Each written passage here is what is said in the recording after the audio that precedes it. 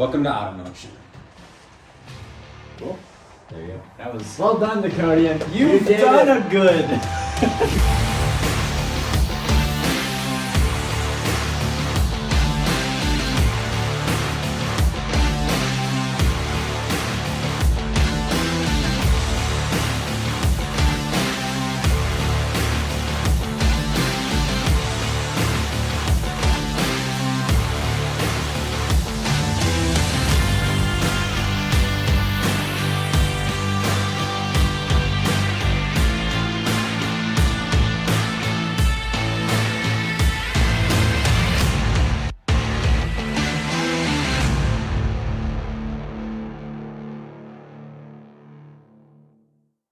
So, welcome to AutoMotion. That was already said. We're going to say it again.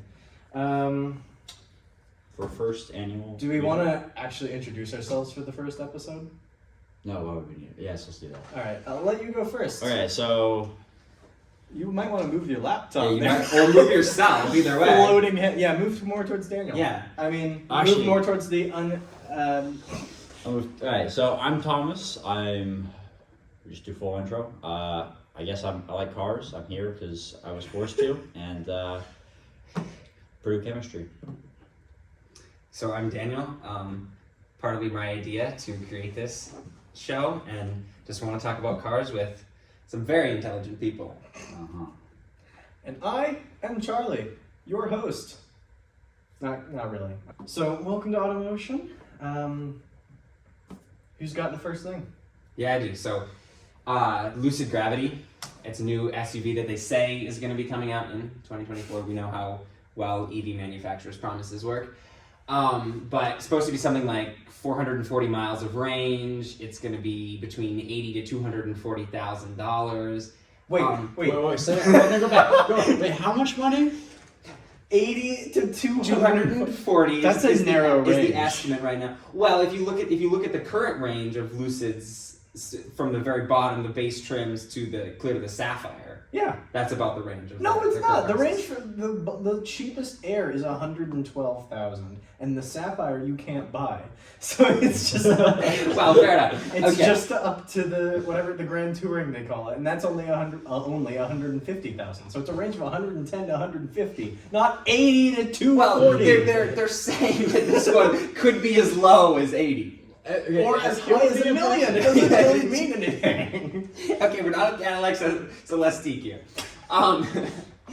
But it's supposed to have, like I said, 440 miles of range, so pretty decent range, more than any of the Teslas currently.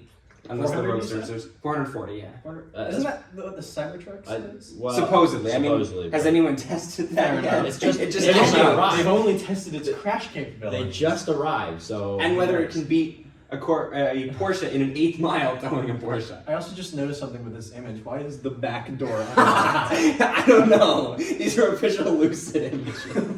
He just had the back Maybe door. it was moving and they were just about to open the door. I'm gonna give them the benefit of the doubt. Or they have a really, really slow scanning camera Well, considering it's a that just got to here before it locked. considering Yeah. it's a render, it's not Oh, actually a it is a prototype. render.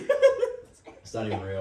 They just made it open on the render, I guess. There you go. So that way you have some failed continuity in your render of this car. Now, I generally like Lucids. The Lucid Air is one of my favorite non-supercars, right? Or someone calls it Yeah. a supercar. I like the Gravity, but I have two problems with it. Mm-hmm. I think that front end just doesn't hit.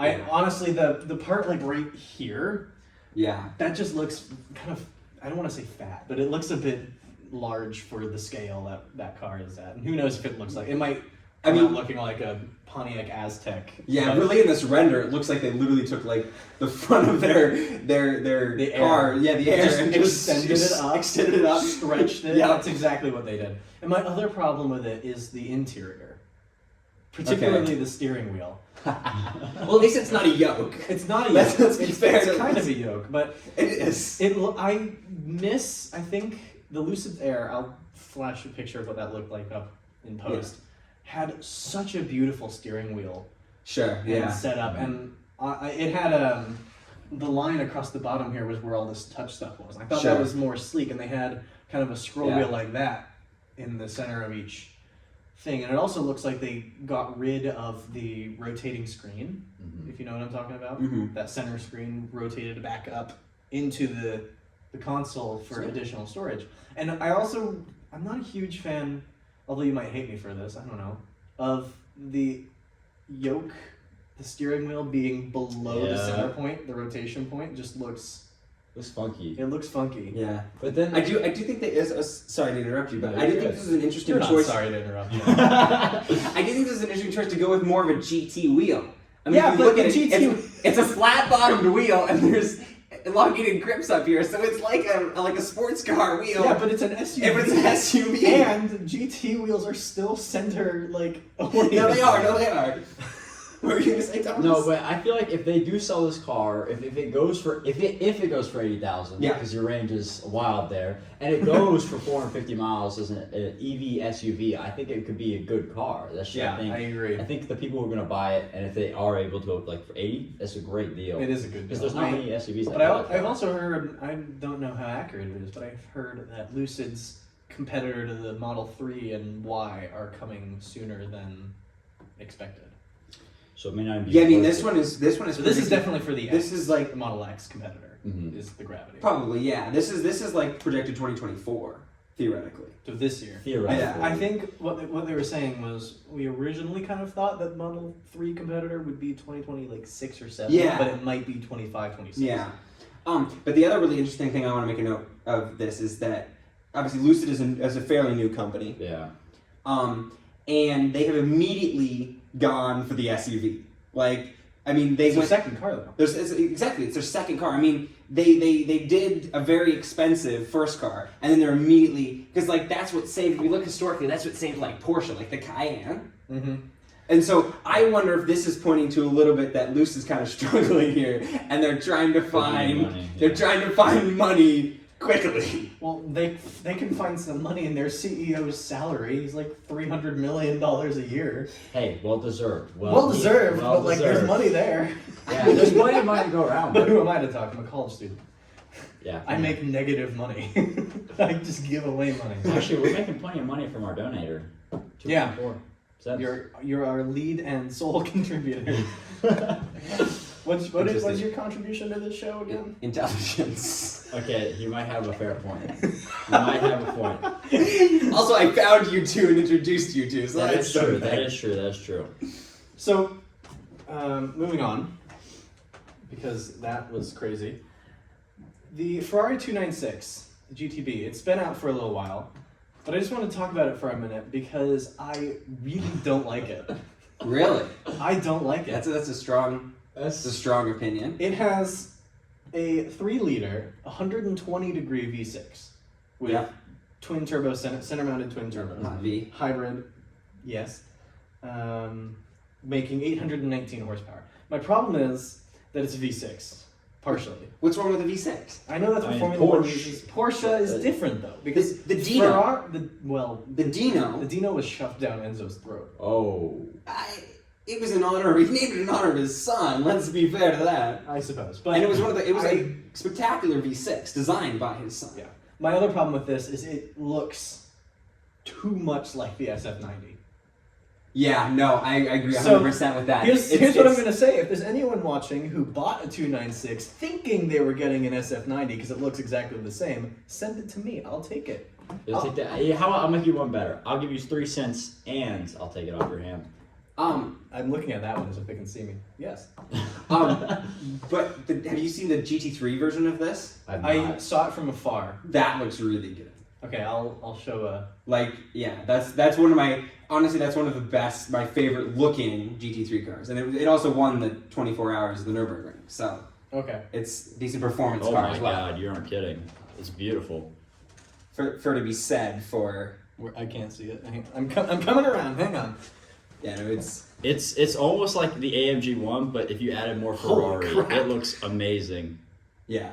So I will say That that, actually does for look the really good. 296, I mean, That's a good... The GT3 looks fine. yeah. The problem is... I know, I 100% agree with you. GTD. Yeah. It looks... Yeah. Also, something funky is going on in the grill region there. Yeah. I mean, I don't know. It's hard to say because it is good looking enough. It's a Ferrari. It's a Ferrari. I know, and I agree with you. But I don't think the SF90 is a bad looking car either. But No. this is 100% along its design language and. The SF90 XX Evo is now out, which I'm not going to show because we're talking about that in a later episode. Mm-hmm. But I think that is a really, really, really good looking car. Mm-hmm. Yeah, but I don't know. I think the V6 just kind of hurts it for me because do you know what this is replacing? Is it the 458 or is it something else? I think it's the 458. Yeah. Because that makes sense, right? Because I think It's the that 458 was mid-level, the entry level, almost entry level, almost entry level Ferrari. Ferrari. Yeah. Yeah, And I think that's what this is replacing. so. In I that mean, sense, but to maybe be it's fair, okay. But this I also mean- brings up a good question. Sorry, I just keep interrupting you. No, don't I? you're good. This also brings up a question. I assume, and I could be wrong, that the reason they've done this, made it a V6, is for environmental reasons and because of Yeah, regulations. 100%. Stuff like Yeah, that. 100%. So that raises the question. I fully believe that we need to do more for the environment in the way of cars, Mhm. but maybe in the daily, what we see every day kind of cars. I'm wondering, is there an argument for exemptions for cars like that to be a bit more ridiculous? There's not going to be that many. I've never seen a GTD yet, so I'm not expecting to see it until I go to a car meet. A Which GT what? That's a G. Oh, okay, GTB. A GTB, yeah. GTB. Oh, I confuse it with the Mustang GTD. Oh no. B stands for Berlinetta, which means it has a roof. It does come with a convertible version. It does, which is the GTS. Then again, I mean, if Soft. I feel like I'm at like That is- Porsche. It's probably some What? Italian word, right? Softy toppy. I can't remember. I feel like everything they name is some fancy form of just like Berlin. We can't include that. That's wild. We can't include that. That would be edited out. Anyway, it has actually got some good performance. I don't remember what the 4 It does. top speed was, but this can do 205 miles an hour and 0 to 60 in 2.3 seconds. That's which wild. That That is is really wild. I mean, that's the fast. hybrid. That's the That's hybrid. the hybrid. Yeah, I was about to say- It's four-wheel drive, right? With the hybrid on the front, or is it not? I don't remember. I think it's rear-wheel drive. Just rear-wheel drive only. Okay. I was interested because I'm surrounded by people wearing McLaren shirts. That was an accident, by the way. I don't know Not how bland. I blame him. You blame me? Yes. At least I'm wearing a Formula 1 team shirt. And the Yeah. McLaren IndyCar Artura still works. Yeah. has the exact same, virtually the exact same powertrain as this. Yeah, and I actually have seen footage of the Artura, and I do like that engine. But I think McLaren's a little bit different because I feel like their heritage is More Technic- exclusively performance. yes. than Whereas I feel like style something like and power. Ferrari, or I mean, if you even look back to like the earlier Koenigsegg days, for instance, right? They had I know this is different, but you know what I mean. They had a small manufacturer exemption from regulations, at least in the U.S. For instance, the one that stands to mind is up until the Agera RS or the Regera, I can't remember which. I think it was the Agera RS. They had their headlights and taillights on the clamshells that opened and closed, which is against U.S. regulations. They say it has to be fixed, but it was they were exempt because of the regulations. So because of the volume of the shirt. yeah, The shirt and of course then they started small. making 80 Regeras and that got taken away from Yeah. them. But should we do something like that for those level of cars? Imagine. So I mean, like if for a family For economics, Yeah. or, for the environment for sure, Yeah. because like I've seen enough like civics wise, they're plenty efficient. You're gonna see all on the road. Like there's a million of those things. But like if we're not gonna see a world. Well, I hope we'd see a world, but there's not gonna be a world where we're gonna see the whole road full of V12s Yeah. and V8s. That's just not gonna happen. It's just anymore. not anymore. I mean, It's just if it had been flat inline fours or like the hybrids and the new EVs. So I think hybrids and EVs are great for Mhm. that type of stuff, like Honda Yeah. Civics and or the new Volkswagen Bus. The was it the ID Beats Buzz. ID Buzz? ID dot buzz. yeah, ID dot. I feel like that ID dot bar, ID dot 8, whatever Yeah. it's called, ID 4. I'm gonna disagree with both of you. I don't think that. What else is new? You I think don't think- Ferrari should switch to an inline four? Yes, exactly. No, Box. A boxer, a 2. A box, a 2.1 liter box. Yeah. Maybe purchased off a small Japanese company. I don't know. But what I think is those companies can sell those level of performance and make it look cool. Mm-hmm. Like we said we agreed that the 296 GTB is a cool car, right? I mean, and so if they can sell a turbo hybrid small displacement engine and make it look cool, Yeah. is that not so much better for the environment? Because I'm sorry, most people don't go out and buy a Prius because it's cool. Yeah. They buy it because it's good for the environment. But if you buy it, it's cool and it's good for the environment. That's where but I'm I coming think, from. I get that. I think cool and good for the environment is great. I'm saying that maybe we shouldn't restrict it from being cool if it's not good for the environment, if that makes sense. Like, we shouldn't say Lamborghini is a good example. You can't make V12s anymore because they're not good for the environment. You only make a couple thousand cars a year, but yeah, you're still doing bad for the environment. Like, there's not enough of them to really change anything if we just look at those cars. I mean, The V12 Lamborghinis. Yeah. I mean, I think well, doesn't RIP. what's the new one? I can't remember what it's called. Lancedor, was it? No. The replacement for the Aventador, not the The replacement for the Huracan. the Huracan, the Yeah. While we're all drawing a We're blank. all drawing a blank. None of us are Lamborghini fans, apparently. no, not at all. They make great bedroom wall poster cars, and that's it. That's Wow. it. That is a hot take. No, it's not. That's what they want to do. That's their whole business model. True, Just make something true, ridiculous. So that little boys can put it up on their wall. But I still disagree. I don't think they should. I don't think they should be exempt from those regulations. But Yeah. that's a strong opinion, especially in the car world. It is. It is. Especially from someone who has openly said off camera, and you will deny it now, that you hate EVs. I do dislike pure EVs. I think there are so many better options to pure EVs. But I don't necessarily like a Lamborghini V12 6 liters either. Like, Isn't it more than? Is it No. a 6 liter? well, 6.5, I think, actually, you're right. I think it's 6.5, yeah. What? It is. He's still not found it. I have found it. Okay. Oh my god. I cannot. You pronounce it. I cannot say that. Revuelto. Yeah, the Roberto. Yeah. Revuelto, and that's what it's called. So the Lamborghini Revuelto, I believe that is a V6 or a V8. I think it's a V8. It's I thought it was a hybrid V12. Yeah, it's no, it's the. I know it is a hybrid. It's a hybrid V10. Yeah, it's a hybrid V10. It's a Yeah. low displacement V10 though. Yeah. And if you look at the Formula One cars, like this is way off topic. But if you look at like the Lamborghini to Formula One. Got it. All right. early 2000s V10 Formula One cars, I mean they're not high displacement V10s. I mean No. they don't scream. They can't scream like that. So if you put a high displacement engine or a low displacement V10s? engine, yeah, from the Formula One. Yeah. Like, are you talking about like 2005 Yeah. V10? That thing screams. I don't know Yeah, what it's a you're low talking displacement. Sounded amazing. about. It's one of the Oh best my sounding gosh. engines ever But it's a made. low displacement Yeah. V10. And so if they put those, I don't have a problem necessarily. So I guess that's the alternative. You can still put a V12 in it, but give me like a 2 liter, Smaller, like a yeah. 2 liter, Yeah. 3 liter, like one of the most famous Ferraris, the 250 GTO, has a 3 liter, in some of its configurations, has a 3 liter V12. I think Like- what we've come down to, aside from answering nothing, Absolutely nothing. Yeah. is that the debate is not between environmental and not environmental. It's between those who prefer straight performance versus those who prefer the feeling of it and the Mhm. experience And the of it, emotion, and yeah. the emotion Yeah. of it. Like For sure. I know that the 5 liter V8 that they put in the Agera RS is my favorite sounding engine ever. Is it good for the environment? On E85, yes, but like, no. No. But it's just such an amazing engine and it sounds so good. It's you so good. cannot replicate that with any inline 4 or No, you V6 can't. or Even like, I mean, you can if you put 2 of them together in a V, like 2 inline 4s together in a V. and maybe what? Cross plane, crank, Yeah. push rod? Is it Agera RS push rod or dual overhead? You're the I Koenigsegg. guess You're the I- Koenigsegg. no idea. We'll find out in post.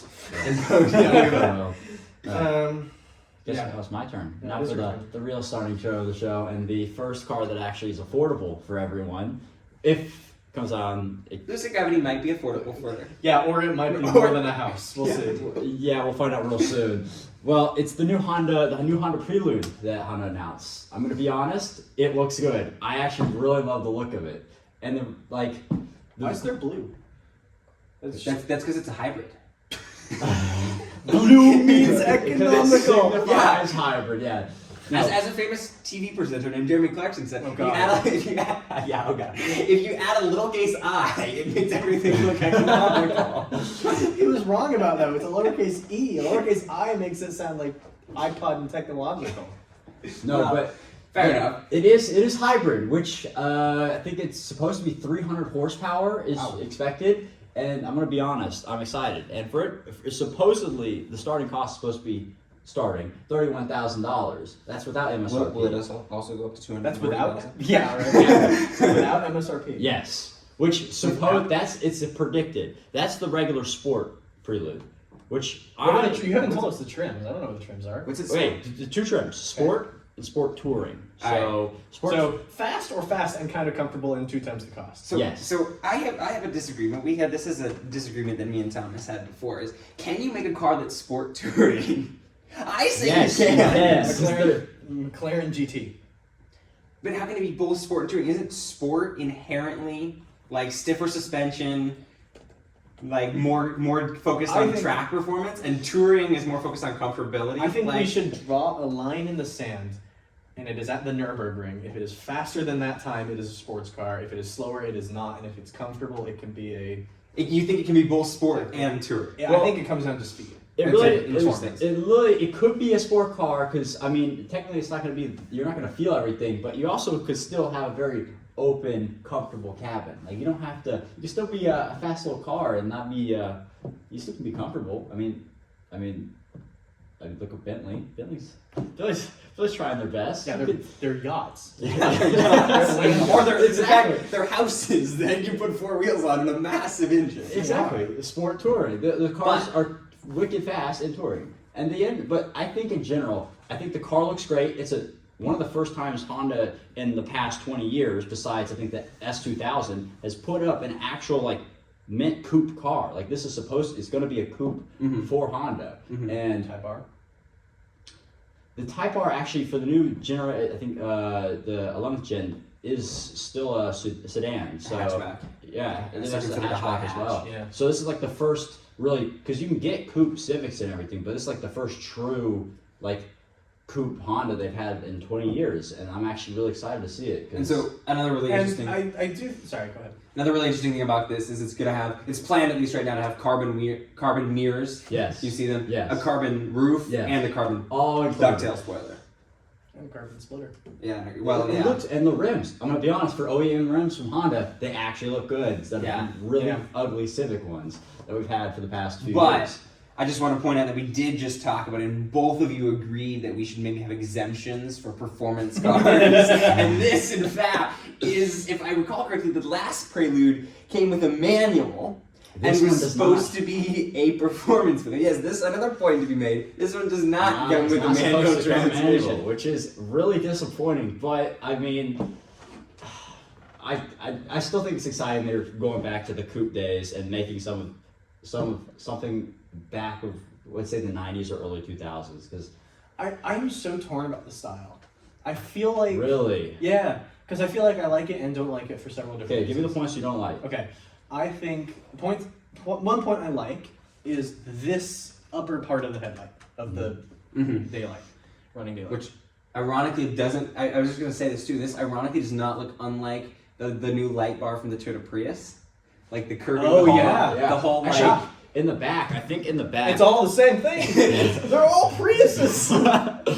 No, I think the back of the Prelude actually has the bar. It's just the bar light, like kind of like the Prius. Let me double make sure, because I think they might have done something very similar. Rather, this is where design language is going. Anyway, you were saying you like that top bar of the headlights, and I agree with you. I do. Yeah, I do like that. I think I don't like the lower part of the light bar though. Yeah, like the crossing the entire. I feel like it would look really good if it just continued across. You Or at mean least the- better. You mean the top? Yeah, like if this one just gets carried across above the Honda badge, instead of making it look like an angry, smiling, it looks like a Scooby-Doo villain. That's exactly what it looks like. That's exactly what it does look like. Yeah. All right, moving on. Wow. Oh, such a beautiful car. Oh well. So now the next thing that we're moving on to is EV repairs, and we were talking a little bit about this before with sustainability. I mean, everyone's trying to put out EVs, and one of the huge problems with these is their batteries are very easily damaged. One of the huge problems with these is they're bad. No, that is true. Well, he is. He's introducing controversy to this show.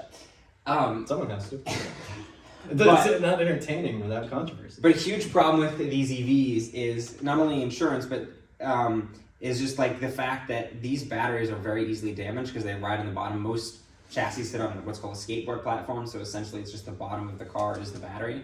And so there's stories of people who have hit something on the bottom while driving, scratched the plastic casing or metal casing around the battery, and their insurance has had them replace it. And most of these batteries are to the tune of between $25,000 to $30,000. It's the bulk of the price. It's the bulk of the price of the car, yeah. And so we're just seeing a huge uptick in the maintenance cost in some ways of EVs because those batteries are so fragile right now. Yeah. Which it's a little.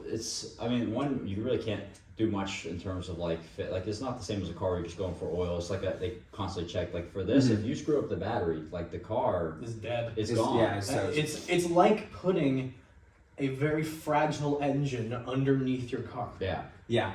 I think for cars that are like the Lucid Gravity earlier, it rides higher. It's not going to have that much of a problem.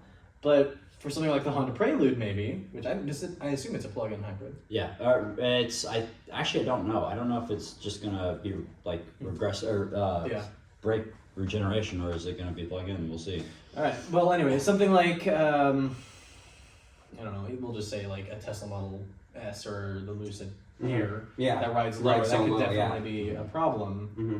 So I don't know. Like, are prices of batteries going to come down? I don't know, because it's all element based, and that's just rarity. Yeah, lithium is also a very difficult. It's hard to get in the first place. But much of the battery is not actually lithium. I think it's just like people have because the people have the concerns of like if they damage the battery, they want to throw out that giant battery, which is still could be a good battery. Right. No, that's the point. Like, they should make the batteries modular so you don't damage the whole battery. That might be I feel like if they do that, it would be better for obviously for fixing repairs, it. Exactly, and it wouldn't be such an expensive and giant waste of like everything. Yeah, literally the whole battery. Huge amounts of resources. Mm-hmm. And I think all the people are just concerned with the environmental concerns of like just chucking a giant lithium-ion battery and just like what are we gonna do with it?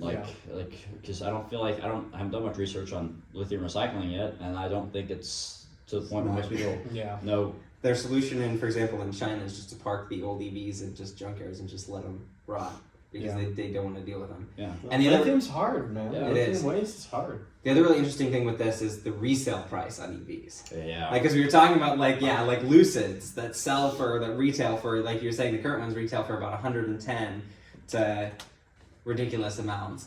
And their resale, luxury cars like that always depreciate quickly, like Mercedes-Benzes and BMWs. But EVs depreciate more quickly. Sorry, continue, but I have... More quickly and in a shorter period of time. Yeah. So what I just gawked at was I went to a used car site and looked for Lucid Air just to see what their resale value is. Yeah. A 2022 Lucid Air Grand Touring, $156,000 car. 2 years old, $89,000. Yeah. Wow. That is terrible. Bonk. That's almost like in 1 year. That's minus a almost 2023 40%. Touring for $84,000. That's a $120,000 car. Yeah. 1 year old. Mm-hmm. That's wild. $8,000. Oh my God! The Grand Touring that's $89,000 is only 780 miles. No accidents. Are you serious? Yeah.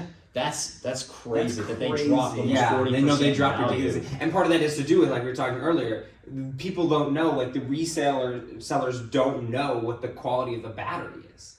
And that's the huge value on any of these cars. And so if they can't guarantee that your battery is going to last very long, they can't convince you to buy these cars. It can't just be like, it's like if you bring a, like, say a BMW, right, you could tell what needs replacing when it needs fixed, and you can fix it if you really want to. Yeah. But like for these new EVs, it's like if we let them sit there, the battery's just not going to age. It just doesn't age well. Yeah, it's not going to be doesn't. pretty. So it's going to be, like we were saying earlier, it's going to be a problem for the future of Which is vehicles why in my general. vote is hybrid. Yeah, I Hybrid. think hybrid is for sure probably still the best go, because Yeah. we get a lot of advantages with hybrid. Better gas mileage for everybody, and the fact of the matter is, better take off the line, and we still get the gas at the end of the day.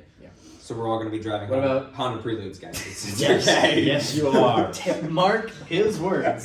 In 2 to 5 Well, I'll years, take the blame as we'll well. all be we'll all be in Honda Preludes that are white and have a Scooby-Doo smile. Yeah. I feel like you're just jealous. Your car doesn't have Scooby-Doo. Have you seen my Civic? I have not seen your Civic. I have a 9th gen Civic. Oh, I've got basically the windswept hair look. it's got a little smile at the front. It's got a cute little grin. Yeah. What about hydrogen? Ooh, this is a good one. So the alternative, one of the alternatives to hydrogen is, or one of the alternatives to batteries is hydrogen. I said I brought intelligence to this show. Come on, guys. And one of the huge places we're seeing this is initially in racing. And so at the start of gasoline engines, they were for the rich. They were not for the average individual people. I was curious where you're looking. Once again, the plane. People are flying off this plane. I don't know what's happening over there. Anyway, try to look there and get distracted. And so hydrogen, much the same, is starting to become a little bit of that. We were starting to see some very expensive cars that are powered by hydrogen. And one of the places that this has a lot of potential is in racing, because one of the huge problems with hydrogen is you're not able to store a lot of hydrogen because it either needs to be highly compressed or liquid, and there's a whole lot of problems with that. Just ask BMW, they tried it. Basically, the cars could blow up your garage if you left them out too long. But Toyota has... You don't like spending 30 grand on a pipe bomb? Hey, 30 grand. This was like 80, 90 grand. And this was in like the late 90s. So. Oh, so more than I can afford. yeah. Yes, more than a lot of people can afford. And so one of the huge proponents of this is Toyota, one of the best teams currently in the World Endurance Championship. And so they're targeting 2025, maybe 2026 for the Michelin Le Mans Cup, which is similar to the WEC, but just sponsored by different. Anyway, essentially they're just building race cars that will run on hydrogen. Hopefully that will trickle down into our road cars, and then we won't have to all be driving Honda Preludes. Well, Yeah! I feel like there's an issue with that besides the fact we aren't driving Preludes, but it's also like, I remember, especially back 2010 and then like early 2000, there was a big trying to push for like hydrogen vehicles. It was like, but there was the issue of like hydrogen was crazy expensive to just put in your car. Like it could go for long miles, but no one wants to spend $80 over $100 in gas. I mean, like some trucks right now are already paying that with normal gas and diesel, but it's like the average person does not want to spend that much for fuel. And the infrastructure definitely doesn't exist unless you live in very select areas of Southern California. Yeah, but specifically only South California. Like literally, specifically South only Southern Carolina. California. Yeah, imagine the other side. You have to start California, drive all the way to South Carolina in one go. And so hopefully the Le Mans, the format of this in Le Mans and the racing world in general, A, it'll make that more economical and more environmental, and B, it'll trickle down to us eventually, And is the hope. It might, but the problem with hydrogen, we still get the beautiful sounds of like the gas engine, but we also aren't stuck with like the space machine. Like, Yeah, like the IDR. Oh my god. no, but That's the second Or- time we brought up the IDR. Or the Dodge Daytona, let's not forget. yeah. Let's move on from that, because I found a really cool car that I hate. Okay. Well, that's dramatic. I'll show You're you. gonna need some explanation here. Yeah, it is from a company that you might have heard of called Icon 4x4. They take older cars and restore them, and their latest piece of work was this. Nope, there we go. That is a modded Chevy Suburban.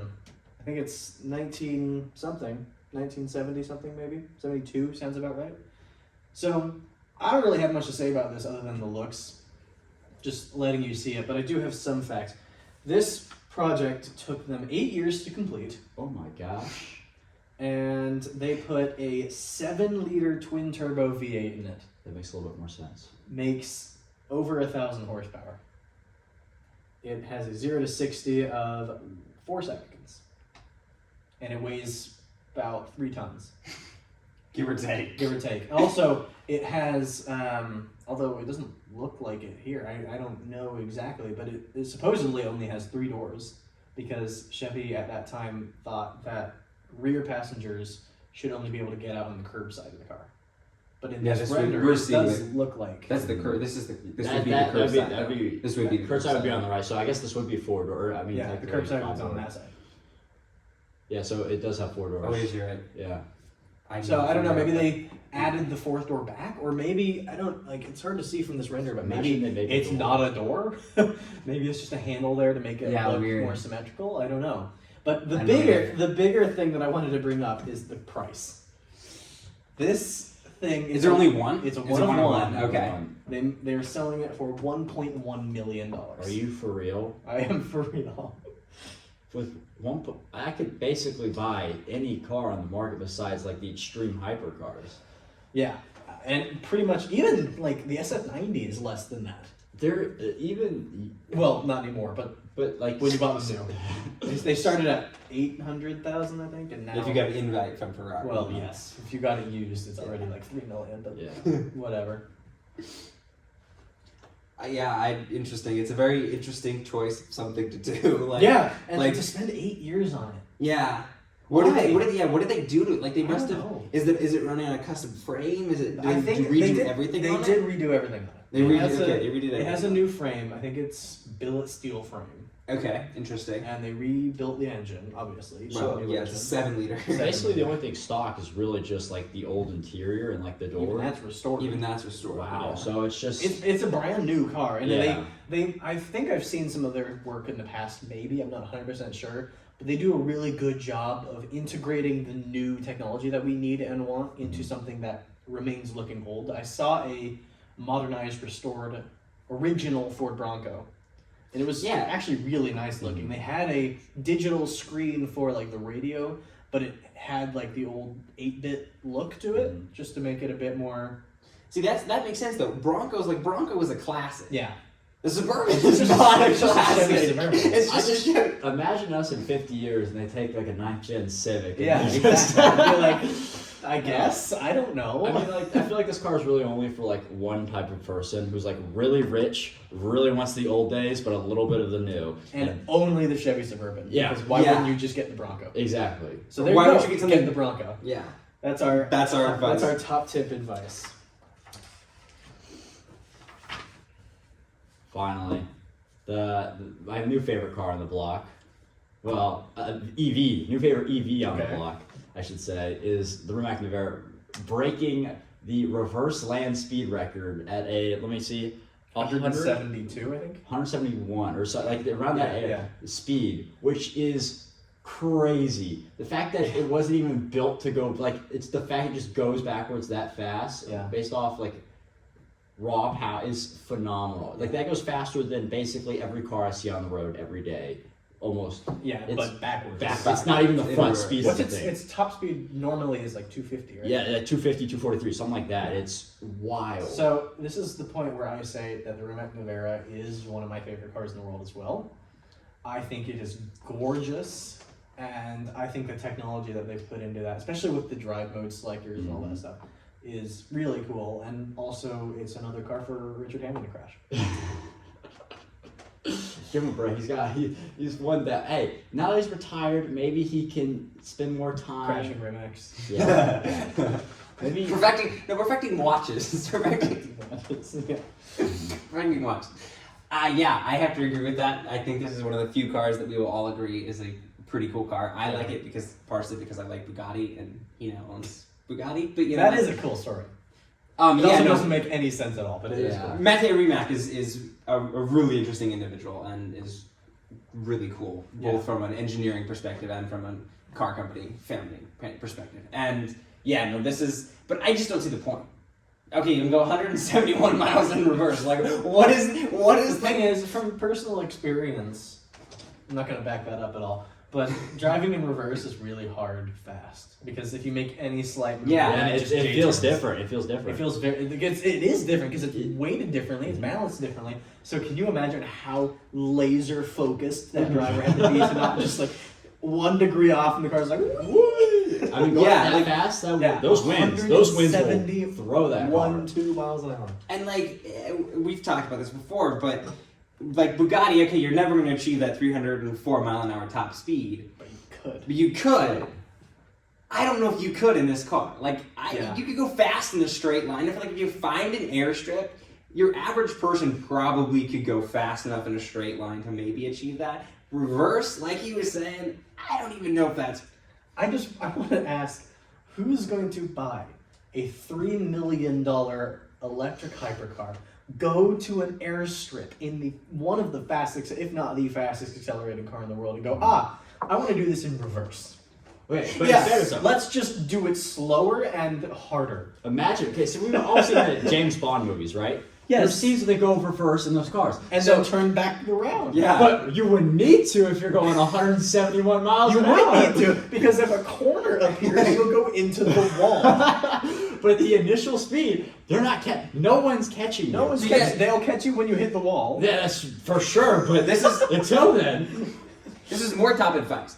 If you are James Bond and you need to drive down an airstrip with no corners in reverse, buy this car. Because then you won't have to turn around. But imagine that J turns. Imagine how hard that'd be able to control. Like trying to do it. That's what we're saying. That's what That we're would be You're amazing. defending it. That would be amazing. You're defending it. I will defend it till I die. I feel like it'd be one of the coolest things if they actually like if I doubt anyone would be crazy enough to pull off or try a J turn on that, but like it would be phenomenal to see. Yeah.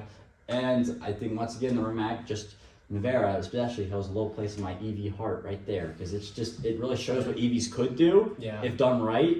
And like I mean And EVs that's do done right. It is done right. The EVs don't get a lot of love from the car community. I'm gonna be honest, but like And fair enough Yeah. as far as I'm concerned because it doesn't have the same emotion, which is what I care Mhm. about, right? Mhm. So I can understand that. And the last thing I'm going to say about that before we move on to our last point of the day is Rimac learned how to make their motors from Koenigsegg. All right, go ahead. No comment. So, on the that. last car of our day is it's not. It's not- also yours. You It brought is. It is. What? Brought? Yeah, of course. Yeah, it's I brought actually it. right there. Outside, I drove it here. Yeah. But nothing new actually. It's more of a continued variation of the new Porsche Panamera, if I said that correctly. You didn't. Oh, Panamera. Panamera. There we go. Panamera. So I'm not gonna lie. It's really good looking. It is really good looking. It's Yeah, that's why we're all wincing when it pulls up. Well, I don't like the color, but besides that, I feel like so they basically all they've really changed for the cars for the new year is like added it's 670 horsepower now, which is Wait, 600 total or added 600? No, it's If 670 they horsepower. added 600, No, no, that'd be crazy. No, but it's new horsepower, 670 horsepower, which is crazy. Yeah. And then once again, not only that, but it's supposed to come with more tech. I just assume that means more digitalization in terms of like kind of like what Porsche's been doing already with some of their other cars. But like, I think it looks great. I like where the Panamera is going. Not a hybrid? Or It is a a hybrid. hybrid. It is a It is. hybrid? Okay. It says e-hybrid right now. Oh, does it? Okay, I can't, yeah. But okay. You're on that side of the Yeah. car, that's why. Yeah. So, You're being hit by it actually right now. Thanks. what I think Thanks, is, Thomas. what actually, I will say, I am noticing this now, and it'll show up in post better, but it actually looks better on this than it does on the TV, that color. Right. It's Much better. better. Okay, another hot take from me this time, not from one of those two. I don't like Porsche's design, their general design, except for a few of their cars. Whoa! Not this again. The 918, the 918 is good, and the Carrera. Well, yeah, the 918's brilliant, but But this, like, oh my gosh, like, what are they doing with the front here? Like, they took a few. have you seen the active suspension on this car? I have not. I'm Have not. either of you seen it? I have not. I'm not I've talking seen about the I'll technology. show you right after now. the Okay. show and I'll put it up, but it's crazy. Anyway, go ahead. I just the grill just it's like it's hitting. It's like it ran into a wall. I actually and they agree. reverse, and that's what. I think if they extended that front end by like 3 inches, it would look a lot better. They take Not that it looks bad. I disagree that it looks bad. Porsche's design is to take the 911 and change it enough that it looks like something else. And so what they did, they took a 911 here, Yeah. they ran it into a wall, they cut it in half, and they added another door. In fairness, And though, they accidentally did a multiply faces on the, and it's just 4 copies. but of the it same reminds me thing. because I love the look of just the hat. Like I feel like if they did like because it's not exactly the same as like your regular 911 or your 718. The thing is, 19 hybrid. it's unique, and I actually like that Porsche has a high. It is unique, okay? It is unique. It's not all Porsches are the same, okay? It is not unique. It is very unique. Well, No okay, comment. it competed to the Panamera generation, but I feel like if they continue this up, I feel like it's a great car if you want a good hatchback. If you have the money to afford. Yeah, how much is it? I actually do not know. Is it a hatchback? It is. Really? Interesting. Actually, let me double check. That'd be really awkward. Supposedly, the 2020. I don't know. This is supposed to be 2024. Let's see. The 20. We can assume that it'll be similar to 2023. I assume it'll be around. It said 2023 was 993,000. I assume this will probably be 100, maybe a little bit cheaper. 110 is kind of what I'm thinking. Yeah. The highest version sells for about That's how it is, 110 so- right now. So Yeah. It's. Yeah. Okay. So yeah, it'll be around that range, which is not bad. I think. Well, if you have the money, it's a great car, and I agree, and I'll show you guys the active suspension after the episode, but that is actually really cool. yeah, no, I They agree. did Porsche's technology, yes, phenomenal. Their engineering, phenomenal. phenomenal, their design, beautiful, stunning. I think I agree with both of you, and I think I've said this before, that I think their design is stunning, but repetitive. It is, but it's like, it's But is it repetitive because it's it's so good? good. Yeah. It's so good. It can be so good. That face. You're just never gonna agree with the Porsche. Are you ever gonna buy a Porsche if you have the money? I mean, maybe like a GT3 RS. Yeah. or Oh, GT2 just a light or- GT3 RS, right in the price range. Yeah. I think I agree with that. If it came I out would of- certainly not buy this. Porsches are amazing cars. If I had the money to buy one, I have the money to buy something else. Yeah, fair. Like a McLaren. Like a McLaren. or 570S, Yeah. not a bad McLaren. All the McLarens are really good. I'm just gonna throw that. Also, the 570S, same engine as in the P1. But it doesn't look like a P1. No, it doesn't look like a P1. Oh, such a beautiful car. But at The the end, P1 is beautiful. I feel like P1 I also disagree with that statement. LaFerrari is the most beautiful of the Holy Trinity, and that's how we are going to. in our episode, Yeah. we're ending with that terrible statement. This is a constant argument. It will be. Well, anyway, Yeah, I anyway. guess thank you for joining us. thank you on for joining us on episode 1. episode 1. AutoMotion. AutoMotion. Well, see you guys It's later. been an absolute pleasure to be here with you guys. Not really, but And virtually none of it is useful, but you know. yeah. Hey. Well, hey, entertainment, right? So anyway, yes, as he said, thank you all for watching.